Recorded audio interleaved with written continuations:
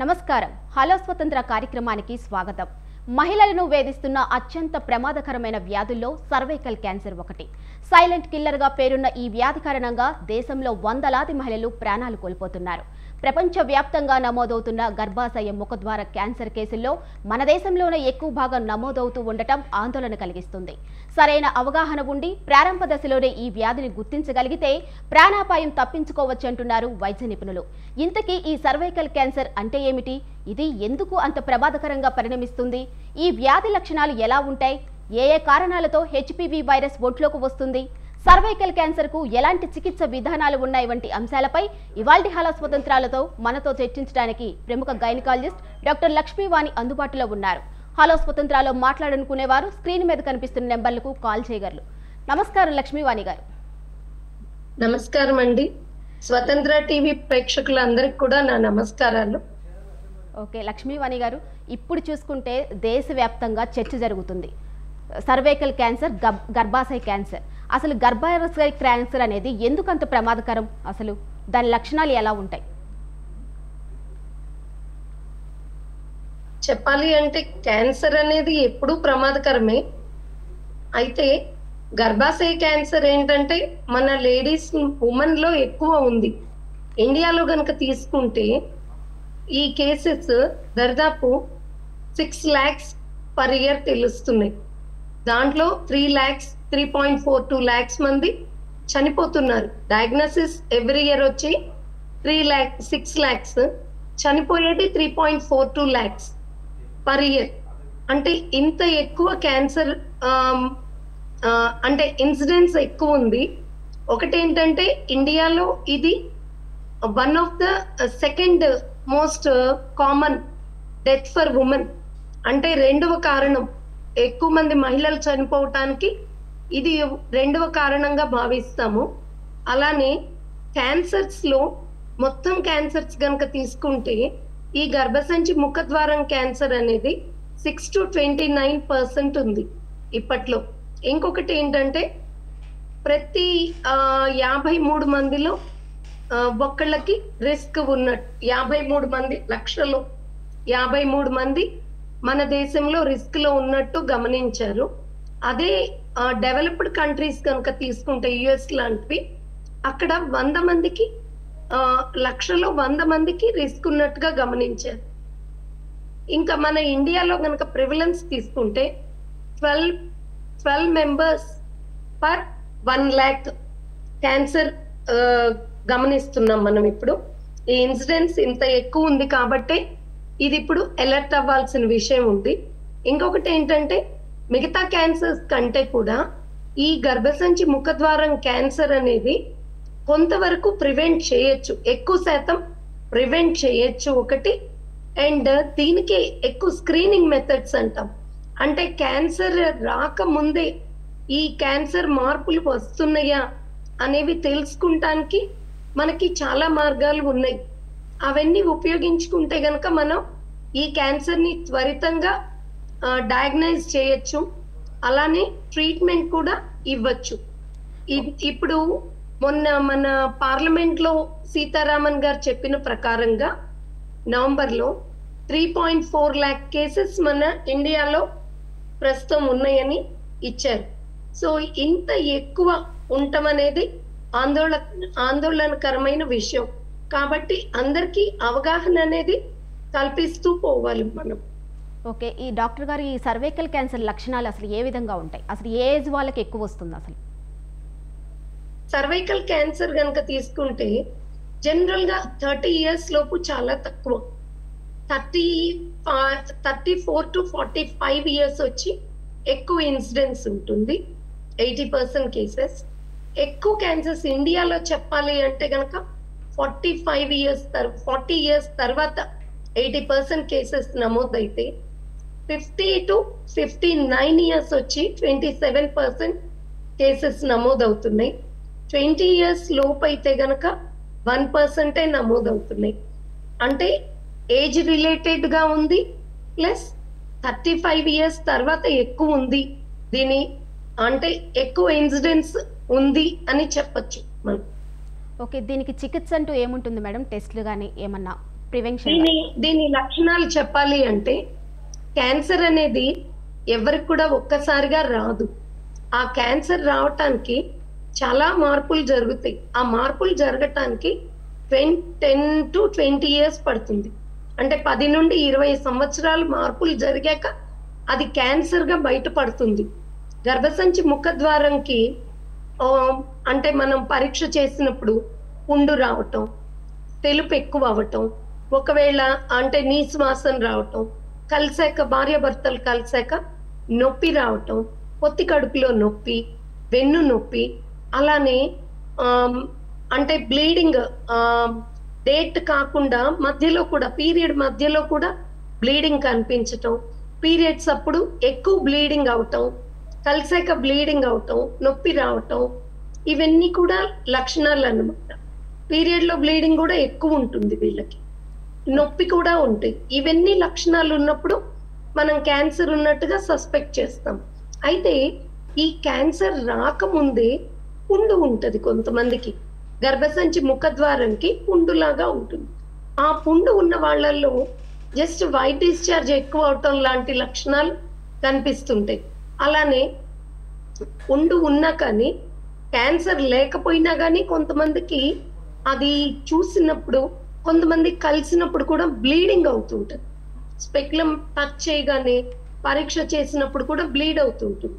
So అట్లాంటి పుండు, ఇంకొకటి పుండు ఉండదు కానీ గర్భసంచి ద్వారానికి వాస్కులారిటీ అంటే బ్లడ్ వెజల్స్ బాగా ఎక్కువ కనిపిస్తుంటాయి. ఈ లక్షణాలు ఉన్నప్పుడు వాళ్ళల్లో కొద్దిగా ఇది క్యాన్సర్ కి వెళ్తుందేమో అనే డౌట్ అనేది మాత్రం రావాలి ఖచ్చితంగా. ఓకే, ఇవి సింటమ్స్. ఓకే ఓకే డాక్టర్ గారు, ఇప్పుడు సర్వైకల్ క్యాన్సర్లో స్టేజెస్ అంటే ఏమన్నా ఉంటాయండి? స్టేజెస్ కంటే ముందు మనం దీని రిస్క్ ఫ్యాక్టర్స్ తెలుసుకుందాం. సర్వైకల్ క్యాన్సర్ కి రిస్క్ ఫ్యాక్టర్స్ ఏంటంటే, మెయిన్ గా ఎక్కువ శాతం హ్యూమన్ పాపిల్లోమా వైరస్, ఇది ఒక వైరల్ ఇన్ఫెక్షన్. ఇది అంటే సెక్షువల్లీ ట్రాన్స్మిటెడ్ వైరస్. ఇది సెక్షువల్లీ యాక్టివ్ అయ్యాక ఇండియాలో చూస్తే 5% ఆఫ్ పాపులేషన్ లో కనిపిస్తుంది. అలానే క్యాన్సర్ వచ్చిన వాళ్ళల్లో క్యాన్సర్ ఇన్వేజివ్ క్యాన్సర్ అయ్యాక దాదాపు 80% క్యాన్సర్లలో ఈ వైరస్ కనిపిస్తుంది. అంటే ఈ వైరస్ మూల కారణం కావచ్చు. 90% కేసుల్లో ఇన్ఫెక్షన్ వచ్చిన 90% మందికి క్యాన్సర్ వచ్చే ప్రమాదం ఉన్నది. అలానే చిన్న వయసులో పెళ్లిళ్ళు అవటం, లేదా చిన్న వయసులో డేటింగ్స్ స్టార్ట్ చేయటం, సెక్షువల్లీ యాక్టివ్ అవటం, తర్వాత చిన్న వయసులో పిల్లల్ని కంటం, 20 ఏళ్ల లోపు నెలలు నిండి ఒక గర్భధారణ జరిగితే గనక, ఒక డెలివరీ అయితే గనక వాళ్ళకి హై రిస్క్ లోకి వెళ్తారు క్యాన్సర్ కి. అలానే 3 కాన్పులు మించి అయితే గనక వాళ్ళల్లో కూడా రిస్క్ ఎక్కువ ఉంటుంది. ఇంకా స్మోకింగ్ ఒకటి, ఇమ్యూనిటీ దెబ్బతింటాం వాళ్ళల్లో, ఇంకా పర్సనల్ హైజీన్ లేకపోవటం వీళ్ళల్లో, ఇలాంటి కారణాలు అంటే రెగ్యులర్ చెకప్స్ చేయించుకోకపోవటం, సెక్షువల్లీ యాక్టివ్ డిసీజెస్ ఉంటాం వాళ్ళల్లో, హెచ్ఐవి డిసీజ్ ఉన్నా, క్లమీడియా ఇన్ఫెక్షన్ ఉన్నా, అలానే హెర్పిస్ వైరస్ ఇన్ఫెక్షన్స్, మిగతా ఇన్ఫెక్షన్స్ ఉన్నా కానీ, ఇంకా లో సోషియో ఎకనమిక్ అంటే దిగువ లో అంటే లో ఇన్కమ్ గ్రూప్ వాళ్ళల్లో పర్సనల్ హైజీన్ తగ్గటం, ఇలాంటి వాళ్ళల్లో మనం ఈ క్యాన్సర్ అనేది ఎక్కువగా చూస్తూ ఉంటాం. ఓకే డాక్టర్ గారు, ఈ డిసీజ్ని ప్రాథమిక దశలోనే గుర్తిస్తే ఏమన్నా ప్రమాదం నుంచి తప్పించుకోవచ్చు అంటారా? చాలా చాలా కరెక్ట్ గా అడిగారు మీరు. ఇది ఫస్ట్ అసలు ఈ క్యాన్సర్ అనేది మనం దీన్ని తప్పించుకోగలం అని అనటానికి అవగాహన ఒకటి, ప్లస్ స్క్రీనింగ్. మరి స్క్రీనింగ్ లో చాలా మెథడ్స్ ఉన్నాయి, దానికి స్ట్రాటజీస్ ఉన్నాయి. స్క్రీనింగ్ ఎప్పటి నుండి స్టార్ట్ చేయాలి? మరి వివాహం అయ్యాక 3 సంవత్సరాల నుండి కంపల్సరీ, ఆర్ సెక్షువల్లీ యాక్టివ్ అయిన 3 years నుండి ప్రతి ఒక్కళ్ళు కూడా స్క్రీనింగ్ అనేది చేయించుకుంటాం మంచిది. ప్రతి ఒక్కళ్ళు కూడా 30 సంవత్సరాలు దాటితే కంపల్సరీ చేయించుకోవాలి. కంపల్సరీ గైనిక్ ఎగ్జామినేషన్ మధ్య మధ్యలో చేయించుకుంటాం. అలానే 30 years తర్వాత స్ట్రాటజీస్ ఏంటంటే 3 టెస్ట్లు ఉన్నాయి. 30 years ఒకటి, 40 years ఒకటి, 50 years ఒకటి. కనీసంలో కనీసం 2 టెస్ట్లు 35 years ఒకటి, 45 years ఒకటి పాప్స్మియర్ అని తీస్తారు. అలానే పాప్స్మియర్ తో పాటుగా మనం కనుక హెచ్పివి వైరస్ కూడా టెస్ట్ చేయగలిగినట్టయితే ఇంకా బెటర్ గా ఉంటుంది. సో పాప్స్మియర్ అనేది 3 years కి ఒకసారి తీసుకోవచ్చు రెగ్యులర్ గా. అలానే పాప్స్మియర్ ప్లస్ హెచ్పివి వైరస్ కోసం టెస్ట్ చేస్తే 5 years కి ఒకసారి తీసుకోవచ్చు. ఒకవేళ ఎయిడ్స్ వ్యాధి ఉన్న వాళ్ళైతే కనుక 3 years కి ఒకసారి చేయించుకోవాలి స్క్రీనింగ్ అనేది. ఇంకా వాళ్ళు 25 years నుండి స్టార్ట్ చేసుకోవాలి. ఒకవేళ ఫ్యామిలీ హిస్టరీ ఉన్నా కానీ చాలా ముందుగా జాగ్రత్త పడాలి. ఇంకా వీటిలో కాల్పోస్కోపీ అని ఉంది. జస్ట్ ఒక ఇన్స్ట్రుమెంట్ వెజైనాలోకి పోనిచ్చి సర్విక్స్ ని డైరెక్ట్ ఎగ్జామిన్ చేస్తాం, అదొకటి. ఇంకా visual inspection with acetic acid. Acetic acid అనే మందు 5% అది ఆ గర్భసంచి ద్వారం మీద రాసి దాన్ని అప్లై చేసి మనం చూస్తే గనక ఇంకా స్పష్టంగా మనకి తెలుస్తుంది. అలానే కాల్పోస్కోపీ ఉంది. ఇంకా అడ్వాన్స్డ్ సర్వైకల్ బయాప్సీ ఉంటుంది. ఇంకా అల్ట్రాసౌండ్ అనేది అడ్వాన్స్డ్ వాటిల్లో ఎంఆర్ఐ, పెట్ స్కాన్స్, ఇవన్నీ కూడా సిగ్మాయిడోస్కోపీ, ఇంకా సిస్టోస్కోపీ, ఇవన్నీ కూడా మనకు అడ్వాన్స్ అయ్యాక తెలుస్తాయి. కానీ మొట్టమొదట్లో మనకి స్క్రీనింగ్ మెథడ్స్ అంటే కాల్పోస్కోపీ ఒకటి, పాప్స్మియర్ ఒకటి, హెచ్పివి టెస్ట్ ఒకటి, visual inspection with acetic acid test, ఇవి అండ్ గైనకలాజికల్ ఎగ్జామినేషన్, ఇవి ముఖ్యంగా చెప్పవచ్చు. ఓకే డాక్టర్ గారు, అసలు ఈ డిసీజ్ మీద కొంతమందికి అవగాహన అనేది ఉండదు మేడం. అసలు అలాంటి వారికి అవగాహన ఎలా కల్పించాలి అసలు మనం? అవగాహన అంటే ఫస్ట్ థింగ్ గ్రూప్స్ గా పెట్టి మనం పిహెచ్సి లెవెల్లో అంటే రూరల్ ఏరియాస్ కూడా చేరుకొని మనం అక్కడ పెద్ద వాళ్ళు ఉంటారు కదా, అక్కడ అలానే అంగన్వాడీస్, ఆశా వర్కర్స్ ని ఇన్వాల్వ్ చేయాలి. ప్రైమరీ హెల్త్ సెంటర్స్ లో ఉండే డాక్టర్స్ ని ఇన్వాల్వ్ చేయాలి. అలానే గ్రామ సర్పంచులు, ఊరు పెద్దలు, వీళ్ళందరికీ ఫస్ట్ మనం మాట్లాడి వాళ్ళ ద్వారా మనం ప్రజల్లోకి అంటే గ్రామీణ ప్రజల్లోకి కూడా వెళ్ళగలిగితే మనం కాస్త వెళ్ళి అవగాహన కల్పించటం, ఫ్రీ స్క్రీనింగ్ టెస్ట్లు చేయటం, ఎక్కువ మందికి మనం చూడగలము అంటే విజువల్ ఇన్స్పెక్షన్ ఒకటి, ఇవి చేస్తే గనక అలా మనం అప్రోచ్ అవ్వాలి. అండ్ ప్రతి ఒక్క మహిళ కూడా కొంత అవగాహన అనేది, ఇప్పుడు యూట్యూబ్స్ వస్తున్నాయి, టీవీ ఛానల్స్ వస్తున్నాయి, ఇప్పుడు మీ ఛానల్లో మీరు అవగాహన కల్పిస్తున్నట్టు ఇది, ఇలా డాక్టర్స్ దగ్గరికి వెళ్ళాలి. లేదంటే ఈ అవగాహన అనేది మన దగ్గరికి వచ్చినప్పుడు అవి వినియోగించుకోవాలి. ఎవరు చెప్పినా కానీ వినాలి, అది పాటించాలి. అలా మనం అప్రోచ్ అవ్వగలం వీళ్ళందరినీ కూడా. ఇప్పుడు WHO అయితే గనక మన వరల్డ్ హెల్త్ ఆర్గనైజేషన్ మెయిన్ గా ఈ క్యాన్సర్ అనేది మనం చాలా వరకు 90% ప్రివెంట్ చేయగలగాలంటే కొన్ని స్ట్రాటజీస్ పెట్టారు. 2030 నాటికి మనం ఈ క్యాన్సర్ ని వీలైనంత తరిమి వేయాలి అంటే గనక 90-70-90 అనే స్ట్రాటజీ పెట్టారు. దాంట్లో ఏంటంటే వ్యాక్సినేషన్ ఒకటి 90% ఆఫ్ గర్ల్స్ కి అండ్ బాయ్స్ కి ఇవ్వటం, అలానే 70% వీళ్ళకి ముందే స్క్రీనింగ్ చేయటం, 70% ఆఫ్ ఉమెన్ కి స్క్రీనింగ్ చేయాలి కంపల్సరీ. అలానే వీళ్ళకి 90% కేసెస్ క్యాన్సర్ అనేది బయట పడక ముందే ప్రీ క్యాన్సరస్ స్టేజ్ లోనే వాళ్ళని గుర్తించి ట్రీట్మెంట్ ఇవ్వాలి. అండ్ తర్వాత ఇన్వేజివ్ క్యాన్సర్ కేసెస్ కూడా 90% కేసెస్ మనం వాళ్ళకి ట్రీట్మెంట్ కరెక్ట్ గా ఇవ్వగలగాలి. ఎందుకు అంటే ఈ అవగాహన ఇవి చాలా ముఖ్యం. దరిదాపు 60% గర్భసంచి ముఖద్వారం కేసులు వచ్చేసి లోకల్లీ అడ్వాన్స్డ్, అంటే గర్భసంచి ద్వారమే కాకుండా చుట్టుపక్కల స్ప్రెడ్ అయ్యి వెజైనాలోకి, బ్లాడర్ లోకి చుట్టుపక్కల స్ప్రెడ్ అయ్యాక కానీ బయటపడట్లేదు. అందుకని ఈ అవగాహన గనక మనం కల్పిస్తే మనం ఎక్కువ మందికి స్క్రీనింగ్ చేయించుకుంటానికి కూడా ముందుకు వస్తారు. వాళ్ళు స్క్రీనింగ్ చేయించుకుంటారు. అలానే ప్రీ క్యాన్సరస్ లీజన్స్ ఏమన్నా కనిపిస్తే మనం వాటికి కూడా ఇమీడియట్ ట్రీట్మెంట్స్ ఉంటాయి. అవన్నీ కూడా మనం ఇంప్లిమెంట్ చేయవచ్చు. ఇది ఓకే. ఇప్పుడు 9 నుంచి 14 ఏళ్ల మధ్య వయసున్న వాళ్ళకి వ్యాక్సినేషన్ ఇస్తున్నారు. ఆ వ్యాక్సినేషన్ వల్ల పూర్తిగా నయమవుతుంది అని అనుకోవచ్చా మేడం? వ్యాక్సినేషన్ అనేది ప్రివెంటివ్ వే.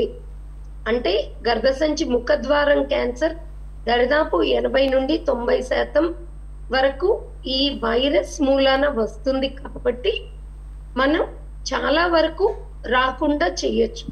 అంటే 100% అయితే కాదు, more than 80% cancer cases can be prevented with this vaccine. అలా ఇప్పుడు మనకి అందుబాటులోనే ఉన్నాయి. క్యాన్సర్ కి రాకుండా పిల్లల్లో వ్యాక్సిన్స్ ఉన్నాయి. 9 నుండి 14 ఏళ్ల లోపు పిల్లలకి వ్యాక్సిన్స్ అందుబాటులో ఉన్నాయి. అలానే 24 ఇయర్స్ వరకు వేస్తే చాలా మంచిది. 15 ఇయర్స్ లోపు గనక వేస్తే 90% effective. And 24 years to 25 years వరకు వేస్తే గనక 70% ఎఫికసీ ఉంటుంది వ్యాక్సిన్స్. 15 ఇయర్స్ లోపు 9 ఇయర్స్ నుండి వేస్తే గనక వారికి 2 డోసెస్ సరిపోతుంది, 0 డోస్ అండ్ 6 months కి. ఒకవేళ 15 ఇయర్స్ దాటి వేసేటైతే గనక 3 డోసెస్ వేసుకోవచ్చు, 0, 2 months అండ్ 6 months కి. ఇలా 3 డోసెస్ వాళ్ళల్లో వేయాలి. సెక్షువల్లీ యాక్టివ్ కాకముందు డోస్ వేసుకుంటే ఇంకా మంచిది. ఇంకా గార్డాసిల్ 9 అని ఉంది. అదైతే గనక ఎక్కువ ఫారిన్ కంట్రీస్ లో అందుబాటులో ఉంది. అది కొద్ది కాస్ట్ ఉంటుంది. అది 45 ఇయర్స్ వరకు కూడా రికమెండ్ చేస్తున్నారు. ఈ వ్యాక్సిన్స్ ఇప్పుడు ప్రస్తుతం చాలా రకాలు ఉన్నాయి. మనకి ఇండియాలో అందుబాటులో ఉన్నదైతే గార్డాసిల్ ఉంది. అది 4 ఇవి స్ట్రెయిన్స్ కి పనిచేస్తుంది. అదేంటంటే cancer causing human papilloma virus 16 and 18. అలానే జెనైటల్ వార్డ్స్ అంటాం, పులిపిర్లు లాగా వస్తుంటాయి, చిన్న చిన్న గ్రోత్స్ వస్తుంటాయి బయట ప్రైవేట్ పార్ట్స్ మీద. ఇవి HPV 6 and 11 స్ట్రెయిన్స్ తో వస్తాయి. సో ఆ గార్డాసిల్ వ్యాక్సిన్ 4 స్ట్రెయిన్స్ కనుక తీసుకుంటే ఈ ఇన్ఫెక్షన్స్ అనేది మనం రాకుండా చూసుకోవచ్చు ఒకటి. అలానే సెర్వివాక్ వ్యాక్సిన్ అనేది ఇండియాలో తయారైంది. ఆ ఇండియాలో తయారైన వ్యాక్సిన్ అయితే మనకి 2000లోనే అందుబాటులో ఉంది. తర్వాత సెర్వారిక్స్ అనే వ్యాక్సిన్ ఉంది, GSK వాళ్ళది. అది కూడా 2 డోసెస్ సరిపోతుంది. అది 2 స్ట్రెయిన్స్ కే పనిచేస్తుంది.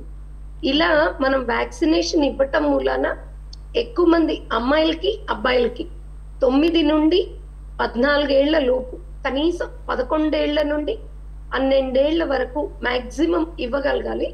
ఇప్పుడు గవర్నమెంట్ ఆఫ్ ఇండియా అయితే ప్లాన్ చేస్తుంది ప్రీ వ్యాక్సినేషన్ ఇవ్వటానికి కూడా.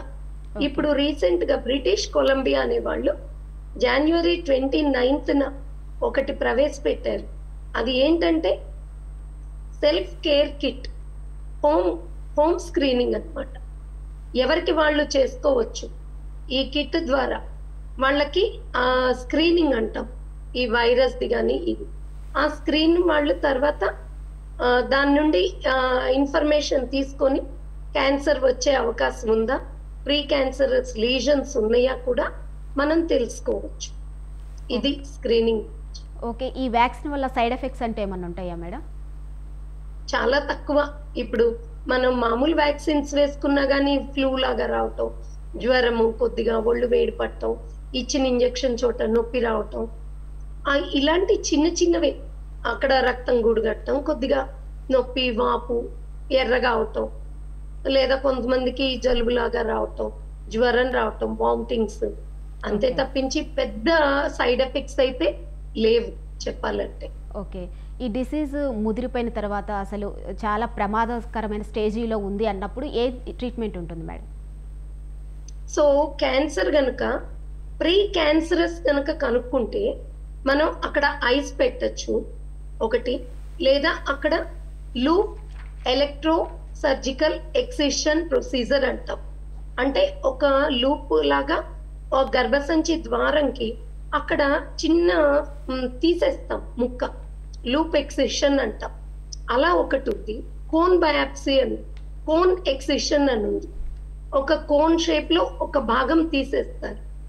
అలా ఏది క్యాన్సర్ పూర్తిగా డెవలప్ అవ్వకముందు ప్రీ క్యాన్సరస్ లీజన్స్ లో ఈ ట్రీట్మెంట్ అయితే ఒకటి ఉంది. అలానే పిల్లలు అయిపోయి అంత ఎక్కువ వయసు అయిపోతే గనక హిస్టెక్టమీ చేసుకోవచ్చు వాళ్ళు.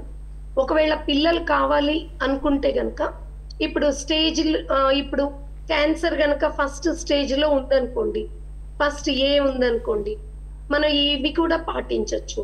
అలానే ఇప్పుడు ఒకవేళ పిల్లలు కావాలి అని అనేటైతే వాళ్ళకి జస్ట్ గర్భసంచి ముఖద్వారం వరకు తీసేయచ్చు. అలానే లింఫ్ నోడ్స్, రాడికల్ ట్రాకిలెక్టమీ అంటాం. అది ఆ లింఫ్ నోడ్స్ అనేవి తీసి పరీక్ష చేసి తర్వాత అవసరాన్ని బట్టి రేడియోథెరపీ, కీమోథెరపీ ఇవ్వచ్చు. మొదటి స్టేజ్ లో కీమోథెరపీ, రేడియోథెరపీ కూడా ఇవ్వచ్చు. అలానే రాడికల్ హిస్టెక్టమీ అంటే గర్భసంచి తీసేస్తారు, పై భాగం వెజైనా భాగం, అలానే ఓవరీస్, ఇవన్నీ కూడా లింఫ్ నోడ్స్ అన్ని కూడా తీసేస్తారు, ఓవరీస్ కూడా. ఇప్పుడు కొంత అడ్వాన్స్ అయిందనుకోండి, కొంత అడ్వాన్స్ అయ్యాక మనం రేడియోథెరపీ నోట్స్ తీసాక ఆ లింఫ్ నోడ్స్ కనుక పాజిటివ్ ఉండేటైతే రేడియోథెరపీ, కీమోథెరపీ ఇవ్వచ్చు. ఒకవేళ ఇంకాస్త అడ్వాన్స్ అయ్యి మనం మూత్రం సంచి లేదా విరోచనం పేగులు వాటికి వెళ్ళింది అనుకోండి, అప్పుడు మనం ఎక్సెంట్రేషన్ అంటాం. ఎక్సెంట్రేషన్ అంటే ఏంటంటే ఆ మూత్రం సంచి తీసేస్తారు, వెనక పేగులు, అవి కాకుండా ఈ చుట్టుపక్కల గర్భసంచి ద్వారం, గర్భసంచి మొత్తం, అండాశయాలు, వెజైనా, ఇవన్నీ కూడా తీసేస్తారు. ఇవన్నీ తీసేసి మళ్ళీ కీమోథెరపీ, రేడియోథెరపీ ఇస్తారు. ఇప్పుడు గర్భసంచి ముఖద్వారంకి రేడియోథెరపీ మనం పైనుండి ఎక్స్టర్నల్ గా కూడా ఇవ్వచ్చు అండ్ ఆల్సో ఇంటర్నల్ గా కూడా. అంటే గర్భసంచి ముఖద్వారం దగ్గరికి మనం బ్రాకీథెరపీ అంటాం దాన్ని, అలా కూడా రేడియోథెరపీ చేయవచ్చు వీళ్ళకి. తర్వాత కీమోథెరపీలు ఉన్నాయి, ఇంజెక్షన్స్ ఇచ్చి కూడా తీయచ్చు. అలానే టార్గెట్ థెరపీస్ ఉన్నాయి. ఆ తర్వాత ఇమ్యూనోథెరపీస్ ఉన్నాయి. ఇవన్నీ కూడా ఇంకా అడ్వాన్స్డ్ స్టేజ్ లో 4th స్టేజ్కి వెళ్ళాక మాత్రం రేడియోథెరపీ, కీమోథెరపీ. ఇంకా ముందుకెళ్ళి ఇంకా మనం ఏం చేయలేని పరిస్థితుల్లో వాళ్ళకి జస్ట్ పాలియేటివ్ కేర్, వాళ్ళని బ్రతికి ఉన్నన్నాళ్ళు కాస్త సౌకర్యంగా పెయిన్ తగ్గించి, కొన్ని యూరిన్ ఆగిపోవటం లేదా బ్లడ్ రావటం ఇట్లాంటి సిమ్టమ్స్ ఉన్నప్పుడు వాళ్ళకి అవన్నీ కొద్దిగా తగ్గి వాళ్ళు కొద్దిగా కంఫర్టబుల్ లైఫ్ లీడ్ చేసేలాగా పాలియేటివ్ కేర్ అంటాం, అది ఇవ్వటం తప్పించి ఇంకేంటి. ఓకే, ఈ సర్వైకల్ క్యాన్సర్ అనేది అదర్ పార్ట్స్ కూడా స్ప్రెడ్ అవుతుందా అండి? ఖచ్చితంగా. ఇప్పుడు సర్వైకల్ క్యాన్సర్ ఫస్ట్ స్టేజ్ కనుక తీసుకుంటే మనకి గర్భసంచి ముఖద్వారం వరకే ఉంటుంది. అదే సెకండ్ స్టేజ్కి వెళ్తే గనక అప్పర్ పార్ట్ ఆఫ్ వెజైనా కానీ, వెజైనా ఇంకా కొద్దిగా సెకండ్ స్టేజ్ లోనే అడ్వాన్స్ సెకండ్ బి గనక తీసుకుంటే గర్భసంచి సైడ్ వాల్స్, పారామెట్రియం అంటాం, దానికి ఎక్స్టెండ్ అవుతుంది. అలానే థర్డ్ స్టేజ్ కనుక తీసుకుంటే మనం lower part of vagina, lower 1/3 of వెజైనాకి ఎక్స్టెండ్ అవుతుంది. అలానే లేటరల్ పెల్విక్ వాల్ కి ఎక్స్టెండ్ అవుతుంది. ఇంకా లింఫ్ నోడ్స్ అంటే ఈ గర్భసంచి ద్వారం నుండి ఏదైతే లింఫ్ ని డ్రైన్ చేస్తే ఆ లింఫ్ నోడ్స్ కి వెళ్ళొచ్చు, రీజనల్ లింఫ్ నోడ్స్ అంటాం. అలానే డిస్టెంట్ లింఫ్ నోడ్స్ మన అంటే అబ్డోమెన్ లోకి ఇంకా పై భాగంలో ఉండే లింఫ్ నోడ్స్ కూడా థర్డ్ స్టేజ్ లో కూడా పాకచ్చు. 4th స్టేజ్ వచ్చేసి బ్లాడర్ అంటే మూత్రం సంచి, అలానే వెనక ఉన్న కోలాన్, సిగ్మాయిడ్ కోలాన్, ఇవి కూడా ఎఫెక్ట్ అవుతాయి. ఇంకా 4th బి వచ్చేసి డిస్టెంట్ పార్ట్స్ అంటే బాడీలో అదర్ పార్ట్స్ కి స్ప్రెడ్ అయ్యే ఛాన్స్ ఉంటుంది. ఓకే, ఈ వ్యాధి బారిన పడిన వారికి ఫుడ్ రిస్ట్రిక్షన్స్ అంటే ఏమన్నా ఉంటాయా మేడం? ఫుడ్ రిస్ట్రిక్షన్స్ అంటే ఏం లేదు. మెయిన్ వాళ్ళకి రేడియోథెరపీ, కీమోథెరపీ ఇచ్చాక వాళ్ళకి ఫుడ్ అంత సహించదు. పెద్ద పేగులు, అన్నం పేగులు వీటన్నిటిలో కూడా మార్పులు వస్తాయి. ఇప్పుడు కీమోథెరపీ తీసుకుంటే కనుక వాళ్ళకి అస్సలు ఆకలి ఉండదు, వామిటింగ్స్ ఉంటాయి. అలానే రేడియోథెరపీ తీసుకోండి, వాళ్ళకి వామిటింగ్స్ రావచ్చు. తర్వాత పేగుల్లో కొన్ని రకాల మార్పులు వస్తాయి, వాళ్ళు తినలేరు, తిన్నా కానీ అరుగుదల ఇవన్నీ తక్కువ ఉంటాయి. సో అలాంటి మార్పులు ఉంటాయి కాబట్టి కాస్త తేలిగ్గా జీర్ణమయ్యే ఆహారం తీసుకోవాలి. ఇంకొకటి ఏంటంటే క్యాన్సర్ రాకుండా ప్రివెన్షన్ లో మన డైట్ లో వెజిటబుల్స్ అండ్ ఫ్రూట్స్ ఎక్కువ తీసుకుంటాం, మనకి రోగ నిరోధక శక్తిని పెంచుతుంది. And protein diet, immune boosting diet ఎక్కువ తీసుకోవాలి మనం. ఓకే, ఫైనల్గా మీ ఎక్స్పీరియన్స్లో కేసెస్ పెరుగుతున్నాయా తగ్గుతున్నాయా అండి? చెప్పాలంటే కొద్దిగా తగ్గింది. ఎందుకు అంటే స్క్రీనింగ్ కొద్దిగా పెరిగింది, కానీ ఇంకా పెరగాలి. ఇప్పుడు యంగ్ లేడీస్ కొద్దిగా తక్కువే వస్తున్నారు. ఒక్కప్పటి ఏజ్డ్ వాళ్ళు 50 to 60 years, even 70 years ladies ఒకప్పుడు స్క్రీనింగ్ చేయించుకోకుండా అసలంటూ డాక్టర్ దగ్గర మధ్యలో కూడా చూపించుకొని వాళ్ళు మేము ఎక్కువ చూస్తా ఉన్నాం. 65-70 years వాళ్ళు కాస్త ఎక్కువ వస్తున్నారు చెప్పాలంటే. Okay, right. Thank you Lakshmivani గారు, మా ప్రేక్షకులకి సర్వైకల్ క్యాన్సర్ గురించి వివరించినందుకు. సో ఇదండి ఇవాల్టి హలో స్వతంత్ర కార్యక్రమం. రేపు మరొక అంశంతో మళ్ళీ కలుసుకుందాం. అంతవరకు సెలవు, నమస్కారం.